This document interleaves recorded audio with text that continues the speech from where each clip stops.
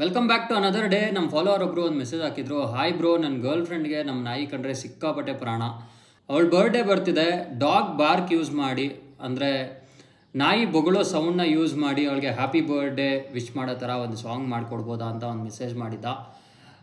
Why not try ಮಾಡೋಣ ಬನ್ನಿ.